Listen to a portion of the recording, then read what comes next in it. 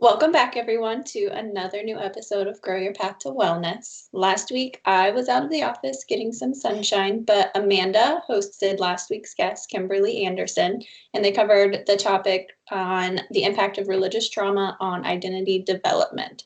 So if you missed that, go back and check it out. It was very good. But this week, we are back with our first Trauma and Chakra Healing series episode, and we're welcoming back Lisa Schaefer. So welcome back. We are happy to have you back with us, Lisa. I'm so happy to be here. Thank you. Lisa, I know we did a big intro on our previous episode, but do you mind just giving a little brief intro of who you are and what you do and why this topic again for people that might not have heard the first one? Yeah, so I am a licensed social worker, and I will, do a little self-disclosure here. In 2019, I basically had like a dark night of the soul situation, and it caused me to reevaluate everything. I was graduating grad school. There was just a lot of things going on in life that I have now been able to kind of reevaluate and unpack. And it led me down this path of healing, of self-healing, I went and I got my yoga teacher training certificate. I became a Reiki master. And as I continued to pull this thread of healing, I unraveled more and more. And as Evan had said in a previous episode, like this was the ultimate investment of myself. The investment in myself led me to my connection to life force energy and source. And I have found just so much, not only for myself, but in the concepts of therapy and helping other people to heal. Oh, it's so beautiful. And you talk about these things and I'm like, the feeling is jealousy because you talk about these so strongly as if you can like call upon them like a wizard. And I'm just like, how do I get there? Everything's a journey, obviously. And, but it's like, it's so beautiful to hear you say it, that you can just call on those things, that you've been healed by them. And then you can call on them to use them even in your practice, which is really beautiful. So. Yeah, because I even remember a conversation you and I had, Amanda, that you were like, how long have you been doing this? And I'm like, not very long. And you were like shocked because and of course, my number one strength is input, which means I gather a lot of information and I'm, reading and always, doing the research and stuff. But like this, I couldn't be more aligned with this is how things are supposed to be, So when you hear people talk about being in alignment, like, yes, we're living in a pandemic and there's a lot of crazy things that just happen on a day-to-day life, but I am in alignment with myself. And that is what I think is motivated in therapy, to help our clients become aligned with their true self, their authentic person, and to peel away the layers of toxic parenting or unhealthy relationships and really be able to be at peace with self. Lisa, can I ask you like a question? I like to ask, folks whenever they find something, because both Amanda and I, like when we use interventions with our own clients, it's like, I need to walk through this and use this myself first.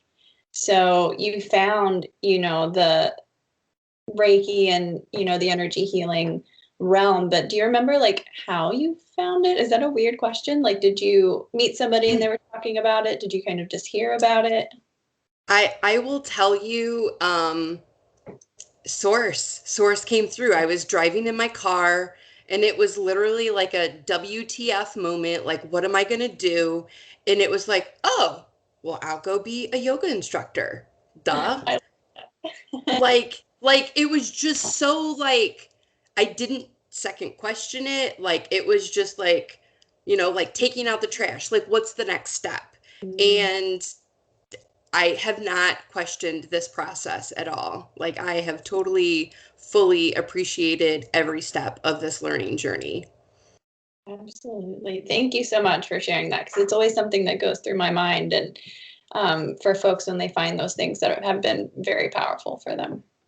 Yeah. Now, Yeah, thanks. I know in the last time we had you with us, we covered in a general sense each of the chakras. And so today I know we're going to cover the root chakra. So do you mind kind of maybe doing another kind of summary first, and then we can dive into breaking that one down?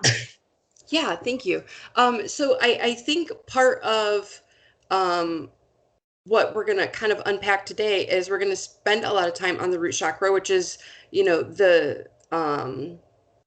the first of seven if you're working from, ground up in terms of the seven that are in the body. And, when we look at therapy, I'm going to pull in some actually evidence-based practices that really do align with what the root chakra means. So, there's a lot of people out there who think, chakras or holistic healing is like the woo-woo. There's not, evidence that these things help. But I will do my very best to show that they absolutely align and that the science is there, and that I think we need to give ourselves credit and also our clients credit that we are the authors of our own life. And so while I think, Amanda, I've even heard you talk, clients don't come to us to get, the answers. We're not there to give them advice. We're there to kind of just show them what the options are that they have to walk that journey. And I tell my clients all the time, you're the expert in your life. I'm not the expert. I might know a couple different things that might help you, but I'm not the expert in your life. You are. And so I think that that's a really important thing, to talk about. And when we talk about trauma, trauma really is that rational brain and the emotional brain kind of being at odds with each other, and really kind of getting clients to look at some of these situations that they've experienced, and that it's not their fault, and that even sometimes the reactions that they have are because of the environment that supported that, right? So homeostasis is a really important part of survival. And so, to really kind of look at how mind body is so important for healing, no matter what the disease is. Like, we absolutely have seen through research that our emotional self and our physical self are 100% dependent on each other. And when one is out of balance, it absolutely can throw the other one out of balance. Yeah, I think I always go back to our brain is an organ. Our brain is an organ, and I don't know what the dissonance or the discrepancy in our society of that is. It's like emotions are a component of your brain, which is an organ, just like your heart, just like your kidneys, So yeah. Okay, so today's root chakra. Can you remind us what the other all seven are from bottom to top, and Oh, then we can yes. dive So into root? we have root, we have sacral, we have solar plexus, we have the heart, we have the throat chakra, we have the third eye, and then we have the crown chakra. So each series, we're going to talk about each one of them specifically, and I'm going to relate to how they really do apply to trauma and part of that trauma healing, because that's ultimately what people are coming when they come to Reiki. They're treating that trauma. They're looking at what are the things that are blocking the chakras, and why is that. And so, when we look at trauma, people go through very unspeakable things at time. And so it's hard for people to speak that. I think Morgan talked about, like, she didn't even remember like what her accident was, right, when she was on. And so, like, here's this thing that happened to me, right, but I can't verbalize and explain like how I feel, or even be in connection with the actual situation, because I don't remember it. And so there's that disconnect there. And so we really, as therapists, help clients feel, notice, bring into that awareness of the reality of what that internal experience is. And so that's where, like, the chakras kind of come in. And when they are blocked or out of balance, um, that's where this healing can kind of come from. And, just to kind of start with Maslow's hierarchy of needs, that first level is physiological, right? Food, clothing, and shelter needs are really kind of what people attribute to that. But one of the things that I really loved about Kimberly's episode when she was on is that she talked about like parents using love as currency for these, right? And so again, when we look at people who come to us and say, "Oh, well, my childhood was really great, and I didn't grow up where people were abused in the home, or people didn't have severe and persistent mental illness, or there wasn't anybody who didn't have like a physical health issue, and this is just kind of how my family operates." But what was the currency in those moments that created this situation where now you don't feel safe and you don't feel grounded? Yes, it's like everybody has this in our society, and I do a lot of breaking that down in my own sessions with my own clients on what trauma is and what trauma can be. Everybody thinks, we have that stereotypical or general sense that it's putting hands on somebody or screaming or yelling or witnessing those things. And and that doesn't have to be the case at all. And I do a lot of work with like attachment trauma, and it's a whole other thing, but it can be so many different things in those moments for us. Yeah, and when Evan was on, you guys talked a little bit about like big T's and little T's, and I think like especially when it comes to like food, clothing, and shelter, in those moments where it's like, well, I ate, I had clothes, we didn't move around a whole lot. What are the little T's then in those moments that create those discrepancies? Because I don't even think a lot of people recognize that there's a study out on the adverse childhood experiences, which is the ACEs. This is, again, one of those talking points that I'm like, find your score, know your score, talk to your medical providers about it, because there are health implications. There's research behind this to say you can actually develop diabetes, you can develop heart disease because you have had these adverse experiences as a child. And even though we're into adulthood and maybe we think we're over it or it doesn't impact us anymore, quite literally the body keeps the score. And so these are those situations where then we need to be empowered to speak our truth and talk about, like, I have this physical ailment. And I think, Amanda, you talked about, I'm not a certain age, and so people will say, oh, well, Amanda, you shouldn't have this experience. And I've experienced that myself, like with premenopause, and people would be like, oh, you're 37 or you're 38, you're too young. And it's like, no, this is what my body is doing. This is a reaction to the environmental situations that I've been in. And so when we don't honor somebody's space because of that, we don't go around with like CT scans or MRIs to say, okay, like at what point in time did trauma happen and then our brain become dysfunctional because of it, right? And that our arteries started to harden, or our blood glucose levels were uncontrolled. So I just think that these are things that people should be aware of. And you can Google the adverse childhood experiences. It's a 10 question questionnaire, yes or no answers. The more yeses that you have, that is your A score. And then there's also a resiliency test as well.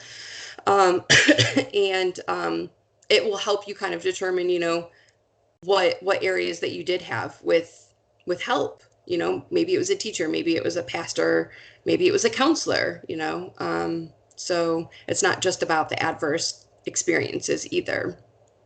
Yeah, I have a couple thoughts on that. The societal level denial of like that can't be a thing. And then how that connects to chronic invalidation of your experience. which is then the little T's that just add up, right? And then the ACEs are a part of the training I'm building on emotional regulation that I believe Lisa will be at next week. But I do want to point out that the ACEs, they have started to relook at them, and there's actually a Philadelphia ACE study where they're looking at things that are very important as well, as far as, you know, racism and, you know, living environment violence in the community and then in the neighborhoods that really do affect lower income or oppressed populations as well. So we're really starting to look at it's not just your individual family experience, it's systemic as well. And look, we've been living in a pandemic for the last year. So when you look at Maslow's hierarchy of needs, food, clothing, and shelter, right? Like, just because I had a house, maybe I was stuck in a house that was toxic, in a toxic environment. You know, maybe I did have lack of access to food because I got most of my meals, or at least two of my meals, from school. And so, you know, we're looking at these things always on like the micro level of like an individual, but there's macro things going on too that really have impacted our needs as individuals and collectively as a community, and that absolutely affects a person's mind, body, and spiritual connection. Absolutely. And Lisa, how, if we would tie like the big T's, the little T's, and just that impact of trauma on our body, our energy, and that dysregulation, how does that tie into, or the role of the root chakra? So you had talked about working, and I'm sorry, Kelsi, I'm not going to remember exactly what you said, but like kind of like excess. So like hoarders, people who are hoarders are going to have an imbalance in their root chakra. People who might be greedy. So think of all the billionaires and trillionaires and gazillionaires that are in the world, can't give money, pay their people a living wage. That's an impact on the root chakra.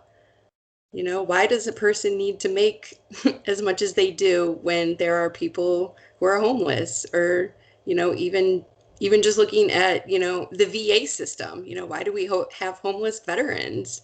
You know, there are monies in the system that could definitely improve those capabilities for people having food, clothing, and shelter needs, but somebody is in excess, right? So you're saying that somebody, I'm sorry, something's not clicking. It could just be my brain this morning. People that have excess have a misalignment in their root chakra, or they're correlated with other people's root chakra being in misalignment? So if I am hyper focused on greed and having like it's not about abundance. It's about um I have and you don't. So like it's more about like that self-centered kind of like I need and I want. You know, think of like a hoarder. You know, why is it that they can't let go of things? Where is that attachment? That's the word you use, Kelsi. You said, you know, you work with attachment things. And that is absolutely a part of the root chakra. Because That's like a sense of groundedness. Sorry, I didn't mean to cut you off. Yeah, no, go ahead. That's the word that came to my mind, was like a groundedness. Yes. A groundedness in what is the reality around me and what do I really need, and then like you said, like what is excess from there. Right. So almost like it's what gives you a feeling of control when you're not grounded. Like you're floating because you're not grounded, but that gives you that level of control and connection. Like a balance. Yeah. So Maslow's hierarchy of needs is lack of trust, right? So lack of access, or the perceived lack of access to resources, being grounded. If we're not grounded, we're in fight, flight, freeze, fawn. So again, we're not in connection because we are in survival mode. And the whole purpose of the root chakra, and also this level of Maslow's hierarchy of needs is to feel safe and secure and be able to manifest our own basic needs. Okay, so then if I put that into a perspective of someone who struggles with hoarding, that feels like I'm in, and my brain is stuck in that survival mode of I feel like my brain and my body's telling me that I won't survive unless I keep this, unless I have it. Greed kind of feels a little bit different, but the hoarder one, I like that analogy for this. Yeah. I feel like it feels to me like life or death. Like I cannot get rid of that because I may not survive without it. Well, and then if we take it a step further and we look at attachment, right? So if we look at Erik Erikson's developmental stages from 0 to 18 months, we are dependent on our primary caregiver, right? So, I mean, the three of us can think of a million probably different scenarios where our basic needs might not be met. So, Maslow's hierarchy of needs are interrupted, our chakras are interrupted. We don't have the ability to develop consistency. So like that's the other part is who is consistent and what is consistent in my life. And so that's why I need to hold on to this, because what if I don't have it? Because I remember that time that I didn't have that. And these are the traumas that I experienced from of it, right? It's like, holding on to the box because, we're who doesn't need a good box, right? But it's like, why do I have all of these boxes? Okay, are you in my house right now? Yeah, like Yeah. hoarding food or sneaking into, even though they're now in a household of what is like, I don't like the healthy, unhealthy, but a functional where needs are being met in the present, but brain is still telling me, but that could be taken from me at any time. So then we find them like engaging in these behaviors that brain is telling them that it's making them feel safe and secure, but it's not necessarily manifesting. It feels like they're manifesting and meeting their own needs, though. Yeah. That's why it can.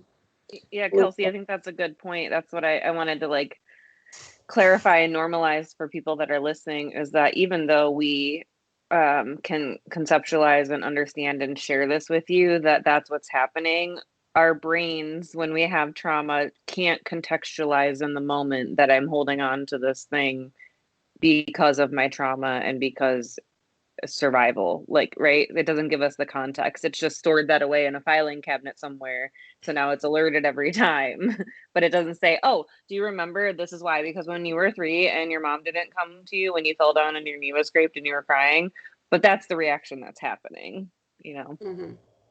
Well, and I think, again, to look at it on a larger scale, look at our culture in the United States.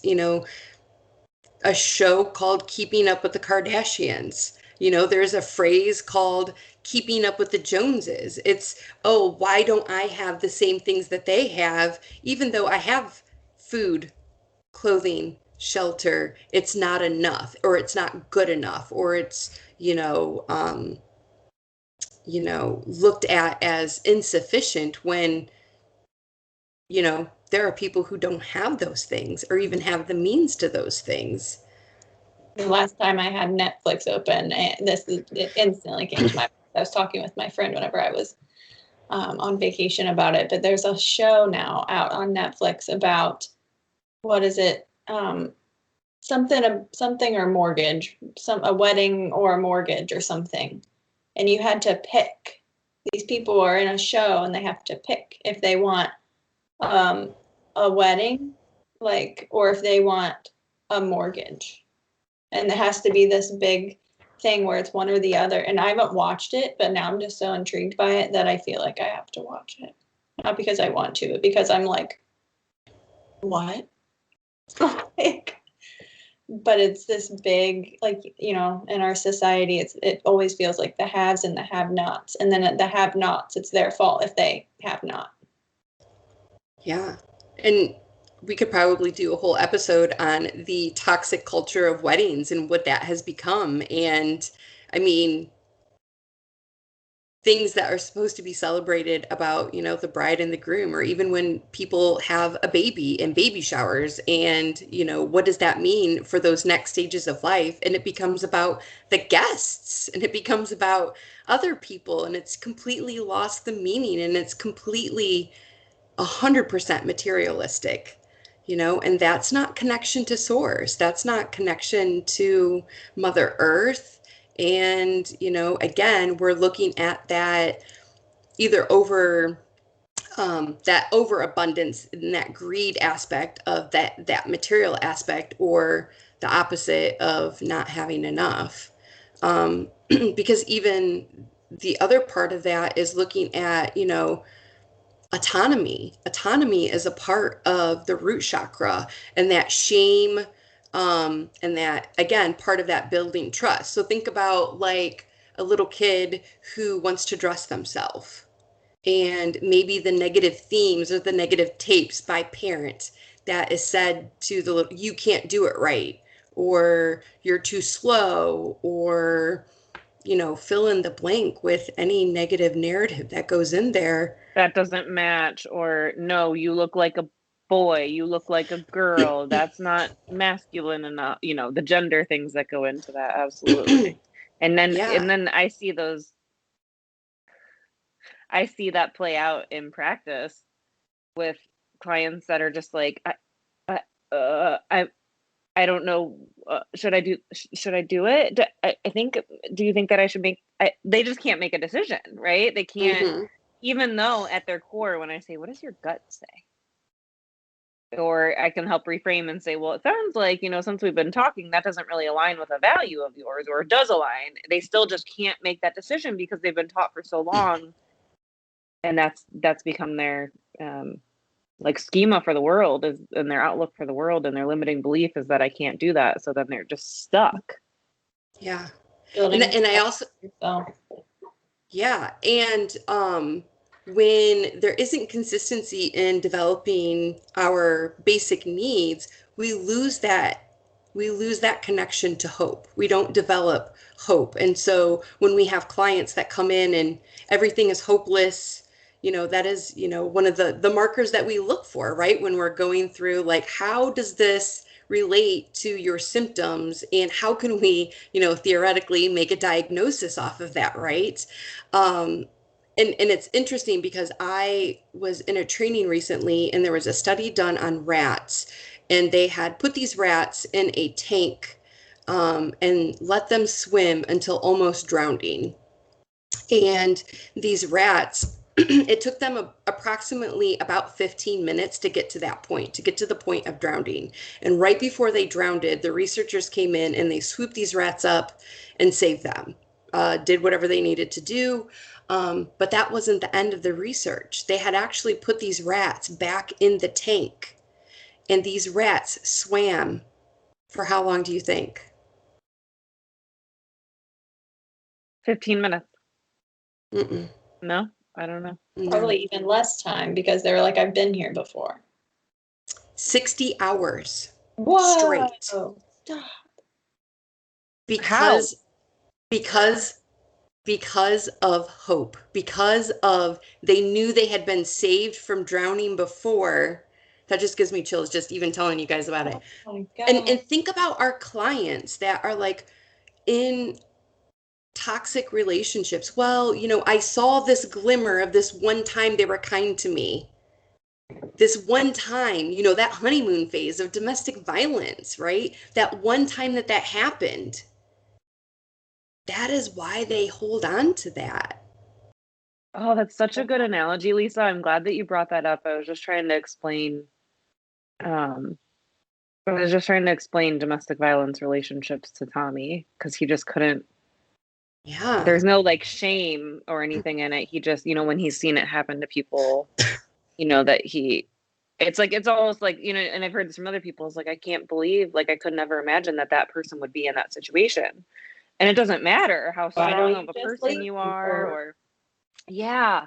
And it wasn't like a shame. He just couldn't wrap his head around it. And I think that's such a good like analogy for it, is that because I was explaining all the things. I was like, well, it doesn't just start out with, someone abusing them and they stay. It's like, whatever.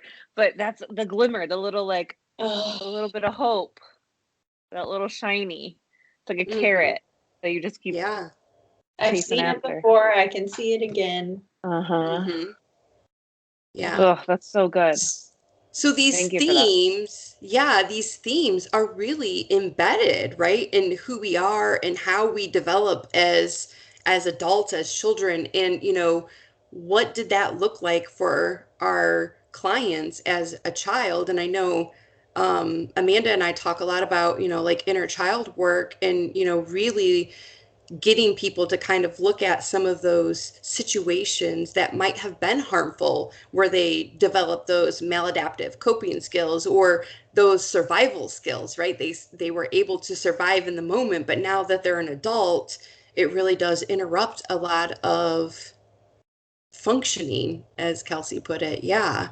And then, to look at, self-sufficiency. If I'm told as a little kid, you can't do it right, look at our clients who don't follow through with things because why matter? Because I can't do it right anyway, or it's not going to matter even if I do it right because nobody recognizes that.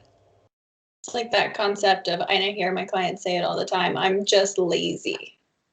Mm. Like, no, that's not a thing. Like, it's not a thing at all. And then we break that down to a lot of, I don't have to go into all of that, everything we've covered already, but it comes back to those things where it's like, oh, either I'm not worthy of those things. I don't feel capable of those things. Maybe I don't have hope for those things actually going well, and so on. So then it's like that concept of learned helplessness, and I Mm. could go on and on and on about this topic, but the laziness thing is what came to my mind when you said the self-sufficiency. Yeah. And I have to plug therapy again because Yes. it is impossible for us as individuals to be able to get out of that minds. I mean, not impossible. I don't want to say impossible. No, there's gray areas to everything, self-help, all the things. But when you're in it, it's so hard to make those connections and break it down. And when you've accepted that this is your life, that's your life now, until someone can come in and say, wait a minute, there's a reason for that behavior. Hold on a second. That makes sense. Yeah, no wonder that happened. No wonder you think this way. Let's break that down and see if that's actual facts or how do we heal that, But you can't identify that in the moment yourself.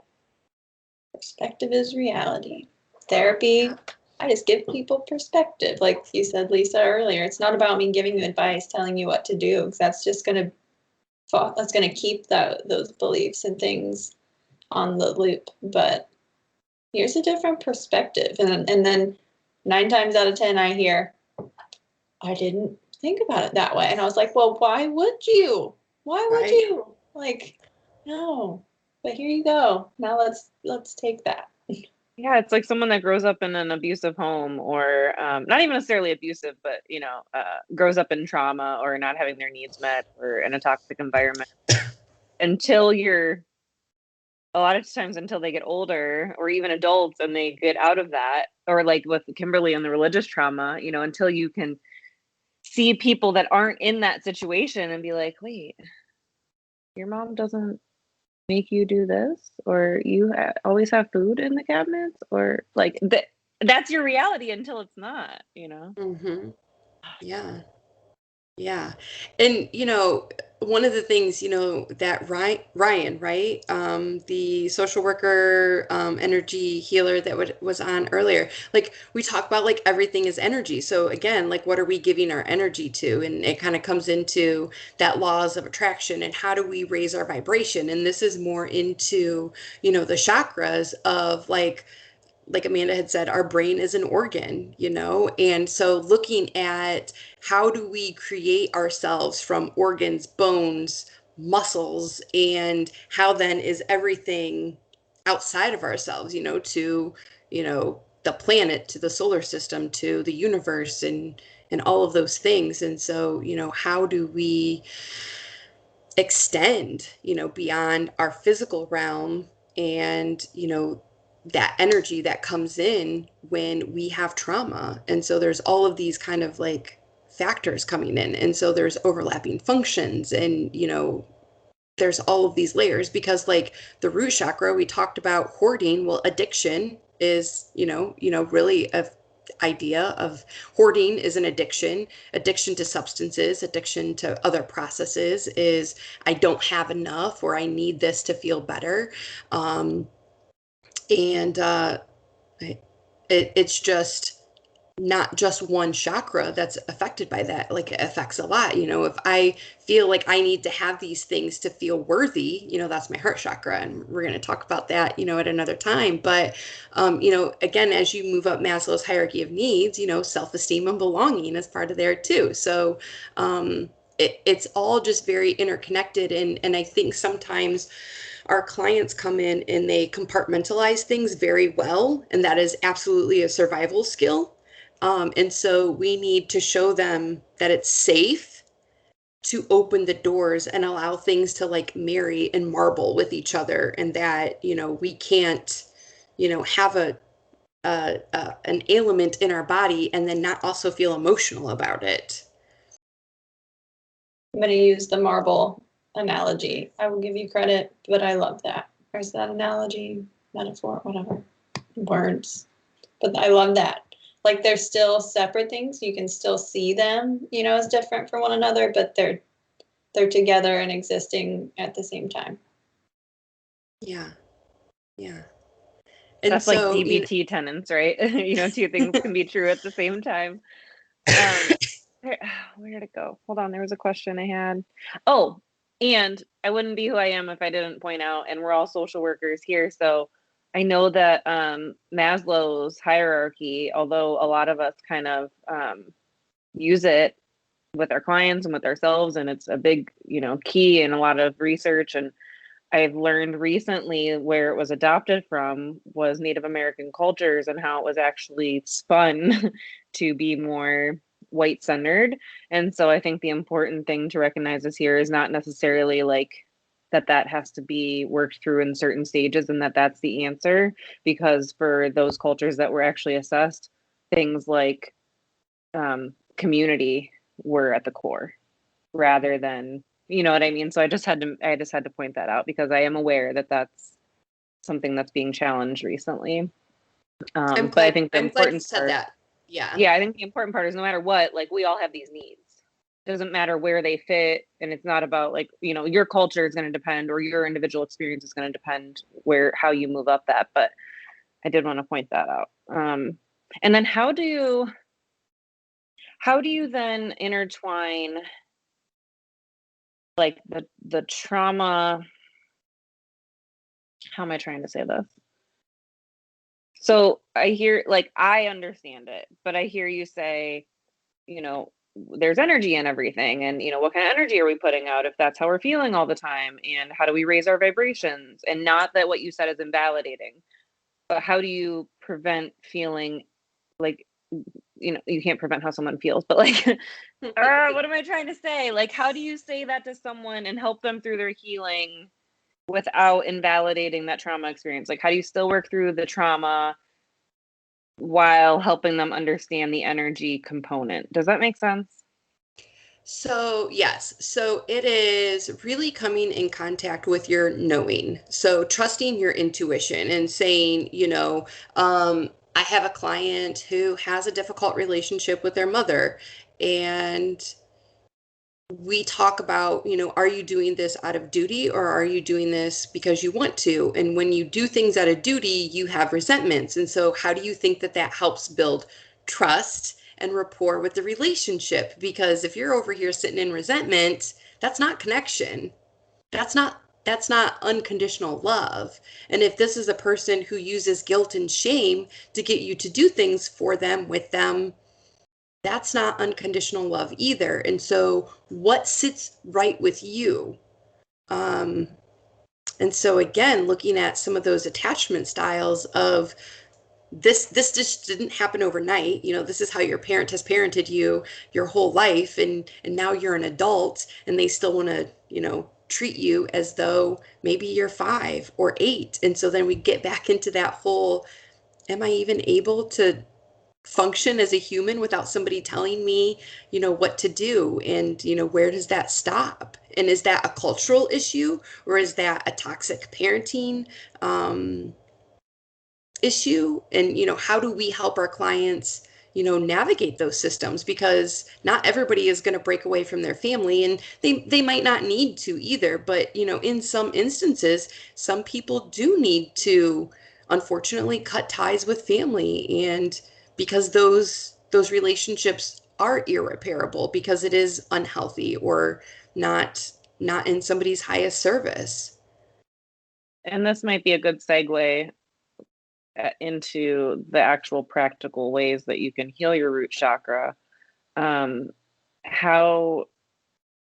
do you begin to heal? Oh, I'm sorry, that wasn't the question. Squirrely brain. For people, I hear this all the time. I don't know if that's my gut or the trauma. I don't trust my gut. Yeah. So how do you get folks to tune in and really understand that that's their gut versus the trauma? Yeah. I can actually speak on this personally. It's a process. Like I had to really reparent myself to be able to trust myself. Of course, I'm not going to make the best decisions all of the time, and that's part of the human experience of making mistakes and vulnerability and the courage to, step outside of the box and do things. But you really have to listen to your inner knowing and trust that your higher self is going to do the things that are best serving for you. And sometimes in those moments, it is survival. I mean, I don't want to take away the fact that, we live in an environment where sometimes fight, flight, freeze, fawn does serve us. However, when we get stuck in that, that's when it's problematic, and that's when we can't live our truest self and our highest self. I like that you mentioned the behaviors once serving a purpose, because that's another thing that I stay on a loop with, in my own practice is we can't we're going to keep that feedback loop going if we are shaming ourselves for our behaviors instead of, I almost take like a curiosity approach with them, kind of where am so mindfully DBT based, but like I am very big on saying like, okay, if you can tell, like we have to label what's causing that dysregulation, that dysfunction. Being curious about that. Okay, if I've labeled what behavior or what person, place, or thing is causing that for me, then what am I doing that's keeping that a part of my life? And then acknowledging the fact that like, but that's been there for a reason in the past, but I don't need that now. I don't need that anymore. It's like a very freeing feeling when they can come to the place to say it's scary first. It probably is scary. Letting go of something that it's all you've known. It's the behavior. It's the only way that you've known to get that need met. So it's kind of like at first feels like a leap of faith to just like let go of that and say, here's these other things over here. I'm gonna like shift over. It can be what feels like a very long process, but it's very, very possible. I'd argue it's almost a grieving experience, But even though it no longer serves you. That's why it's like that. Yeah. I did have a grief on here as one of my talking points, because absolutely, and I know you guys talked about that with Morgan as well, and grief, again, cannot be compartmentalized. It's not just the death of a loved one. There are so many things that we grieve, and again, how that impacts our chakras is just, whole, that healing process of the awareness. I think it's, we work to just bring awareness, like that might have served you in that role, but it doesn't serve you anymore. And so what can you do differently? Because sticking your hand on the hot stove, it is not a good thing to do for the rest of your life, right? So how do you create true holistic healing for self? And again, to kind of bring it back to, we are all the the captains of our own ship. And so mind, body, spirit starts with us, advocating for ourselves when we go to the physical health doctor, advocating for ourselves when we do see our mental health provider and maybe are put on medications that don't align with us, and being able to clearly and effectively communicate that so that we can get those needs met. Because, unfortunately, again, we don't walk around with CAT scans and MRIs. And so it is kind of a little bit of a guinea pig game when it comes to medications. I mean, even if you are a heart patient, not all heart medicines work the same for every person, as not all mental health medications are going to work the same for people. So yeah, there's ways that we can holistically heal ourselves through mind body connection. And the biggest thing is connection to Mother Earth. And I know, Kelsi, you do oh gosh, words, right? Forest. Yeah, ecotherapy, and there's forest bathing. And so like I mean, like, especially on a day like today, who doesn't love to be outside barefoot with your feet on the grass? And like, it's just, this is giving me chills even talking about it. Like, just the grounding aspect of that, and like the connection to source, right? And so like, how does that feel internally? Because again, everything has vibration. Even inanimate objects, everything has vibration. And so what can we do to connect into that source, Mother Earth? And for me, that is something that I have tapped into reparenting, Mother Earth, Father Sky. And I think when we come from dysfunctional relationships, we can pick sources like that to kind of help that connection with body spirit. And so emotional disease, distress can come with any one of the chakras. And that's why it's really important to kind of start to have this awareness, because the root chakra is associated with the earth element. Interesting enough, it's associated with our sense of smell. And that is the oldest part of our brain, which is in the limbic system, which, as we know, is connected to emotion, memory, and instinct. So again, think about trauma survivors and that olfactory trigger, right? So how do we center ourselves? And so when we're doing grounding exercises and we're saying, what can you see? What can you touch? What can you smell? Right? All of those things are in a way to create that sense of security and that sense of safety when we're grounding, when we're touching, when we're feeling. The smell of cut grass, why is that just so amazing and almost euphoric, right? Unless you're allergic to grass, but it's just amazing. Or like your toxic, parent always cuts the grass. Like I love that you brought that up, because I always talk about, like, when I do my aromatherapy, when I do breathing, you've seen me do it often, but I'll do like affirmations and breath work with my oils, and the essential or breathing and not breathing, scent is the one sense that accesses your limbic system in your brain. So that's why I still recall this, is that I had a friend over, and she was like smelling all my oil shelves or all my oils on my shelves, and she opened up like I think it was vetiver, which is a very woodsy scent. It's a tree. And she said, "Oh, I don't like that at all. That reminds me of when our house burnt down when I was a kid." Right? So like, not only can they be satisfying, like the grass, and bring you happy moments, it's important to notice and mindfully recognize that those are things that activate my trauma as well. Mm-hmm. Yeah. So okay, so I'm hearing, as far as like realistic, practical healing, get out in nature, which we hear so much, and yet society is like, sit at a desk and work, or so I think a lot of it is countering those societal norms too. But even if it's 5-10 minutes a day, get your vitamin D, kick off your shoes, and go stand in the grass. Yeah. The root chakra is also connected to our endocrine glands, our ovaries, our testes, so some of those sexual reproductive organs. It is related to passion and vitality. So again, all of those basic needs that we were talking about: safety, survival, the biological need for food and water, and procreation, right? So part of that in terms of human beings in the world, like there is a need for procreation so that we can continue to sustain Earth, you know, in our little meat suits that we've got over here. And,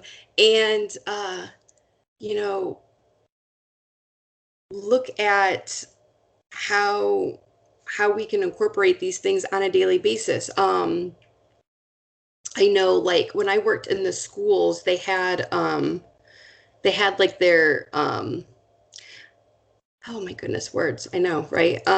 It was kind of like a trigger plan. And so it was like, what can you do? Can you drink water? Can you know, go walk around? And so again, like looking at not even just using senses, but what can we do in the moment? You know, I know Amanda talked about oils. I sometimes grab a crystal, and even just the holding it in my hand, it doesn't even have to be a specific crystal, but if it's a texture that I like, it's grounding. Like I'm focused on the sensation of, you know, the ridges and the smoothness and, you know, the different points on it. And so again, just kind of looking at what can we do to ground ourselves, because we want to be able to be confident and safe and have pleasurable experiences. And so then that's what we can do with some fulfillment in the root chakra. And one of the things that I like in terms of like centering is mudras. So mudras are positions of the hands, and the one specifically for the root chakra is called the thunderbolt. So you like fold your hands, for those of us that can't see, but your index fingers stay connected and your thumbs stay connected. And, you know, if you were breathing, you know, this would be a great spot to either hold like at your heart chakra. In some yoga moves and practices, we actually like thunderbolt, hold it above your head. And ideally what it does is it moves the energy from the base, from the root chakra all the way up to your crown chakra. And, you know, so you're connecting Mother Earth to Father Sky. So you're, you know, thunderbolting it up. And, you I was know, doing some prenatal yoga and they had us doing it's for those of us that can't see us, it almost looks like you're making a gun with your hands. But they had us do that and then like doing squats, and then when we shot up we would go and yes, that yes, sound was, I don't know what the sound was, but that was also yes. supposed to be some energy release thing too. Yes, yes, yes, absolutely.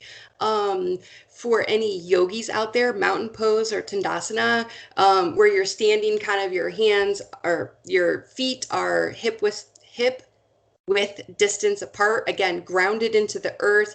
You feel the balls of your feet as much as you feel the heels of your feet. You're kind of standing like a pole, so your arms are down at your sides and your spine is lengthened. That is a great way to come into grounding. And you know, especially if you're doing like ecotherapy and just like I feel like standing in the sun, you know, and the mountain pose is part of a sun salutation for anybody who is a yogi. And those are really great ways to ground yourself, even if you are just breathing and standing in that moment. It's also considered like a power move, to come into your power. So, you know, again, if you're kind of feeling a little less than, doing some great breaths in a very strong, grounded pose is going to help you gain connection to self. Tree pose, working on balance, right? We all need to work on balance, everything in moderation. And looking at, you know, are we strong like an oak? Or can we sway like a willow? Can we be flexible when change comes in our life? I think a lot of us have gotten a lot of practice over this last year of dealing with uncertainty, dealing with change. And, you know, while strong, oaks are strong, they break. You know, they do break in strong winds, where the willow will bend. And even though their wood is not as strong as the oak, they are more flexible and able to kind of go with the flow, as they say, right? So, that's another really great pose. And there's variations of tree pose as well, depending on your flexibility or your balance. So you can always stand next to a wall or use a chair. And you're standing on one leg with your opposite foot kind of plugged into your ankle or your thigh, right? So again, grounding down and using your body as strength. I love Goddess that, Lisa. pose. Something I often say is that the goal is not that you can control everything that's going to come at you in life, but that you know that you can stand grounded and firmly. And I didn't realize I was like, let's get your root chakra grounded. Yeah. But like, you'll I be know in my head grounded. so many things for myself are lining up. I'm like, holy cow, I do that all the time. Like I do Yeah. this.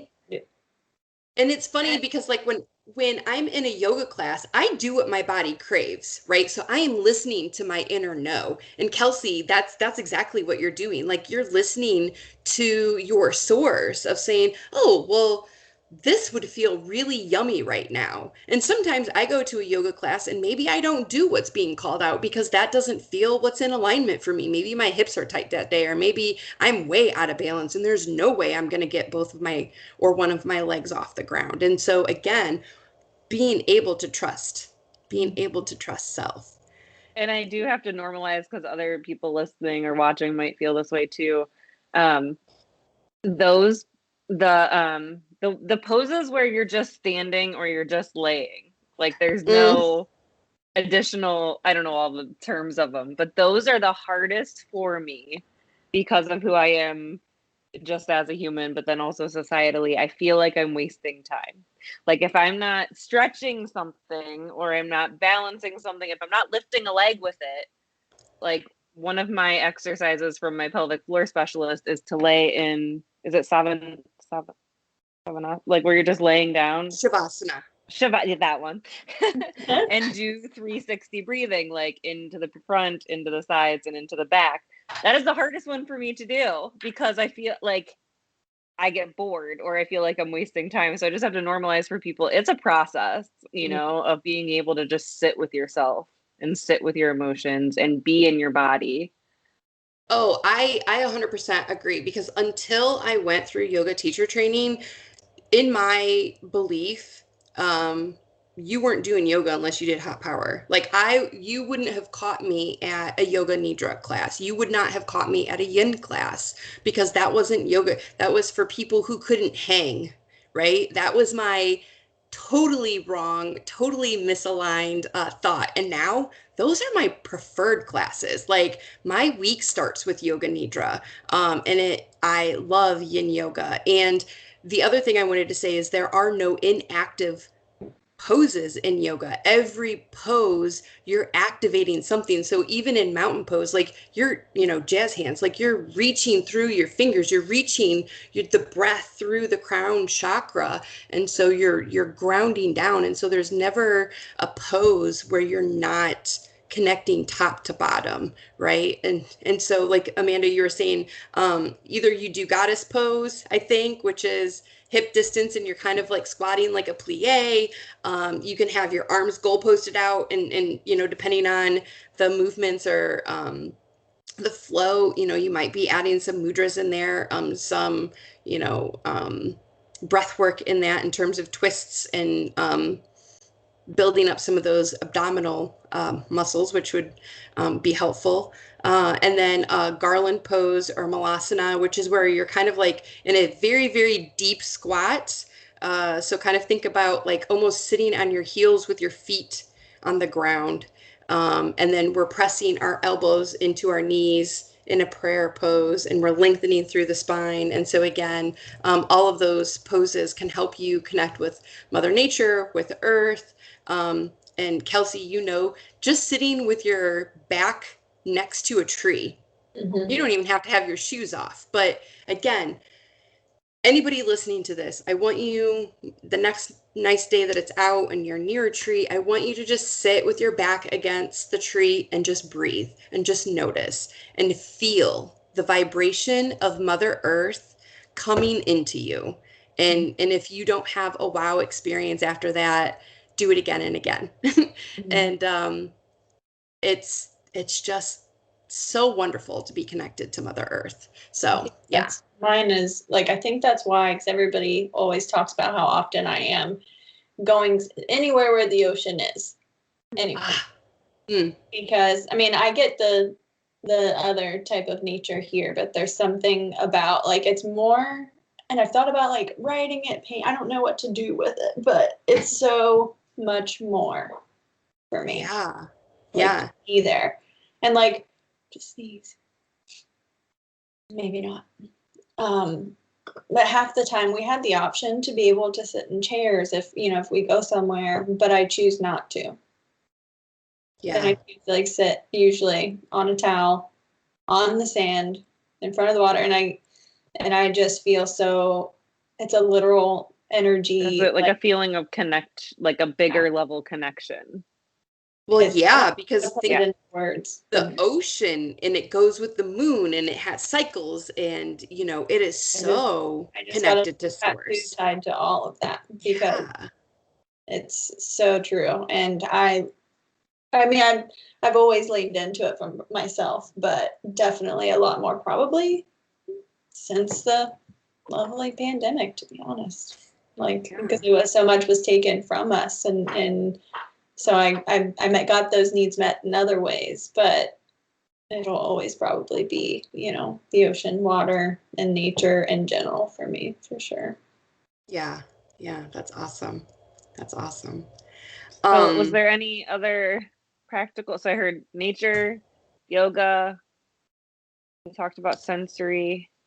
Yeah. Some mantras. So each chakra has a sound that's associated with it. And for the root chakra, it's LAM, LAM. So you can say that, and like how people might say Om at the end of a yoga class or at the beginning of a yoga class. It's said in the same way, Lam, like that. It's also associated with the C note. So on a piano, note C would be that sound. I am strong. I am rooted. I have enough of everything that I need. I belong here. I am safe in this world. So those are some really great my mantras. go-to mantras for that when I do my affirmations with that is I am safe and I am grounded in who I am. Yeah. Essential oils. Amanda, you talked a little bit about essential oils. Patchouli is a really great one for the root chakra. Excuse me. It has a deep, musky richness. It's good for those overthinkers, excessive worry. It can help uplift and inspire mood and mind. It actually can be blended with other root oils or other fragrances as well. And sandalwood, clary sage, rose, geranium, or other scents that you could actually combine with. Myrrh. So for those of us who have gone to organized church, it's definitely used in some practices and rituals. It is to honor the dead. It does have sedative effects, calming and grounding energies. It does reduce mental anguish, and it also helps working with your crown chakra. And good note to make on myrrh is it actually promoted for wounded healers. So this is a really great scent if you are a wounded healer. There is some connection in that. It also pairs very well with frankincense, lavender, and lemon. And a couple of crystals. Crystals usually are the blacks or the reds for the grounding with the root chakra. Garnet, it attracts love. It energizes for protection. It actually stimulates Kundalini energy. I know Ryan talked a little bit about Kundalini.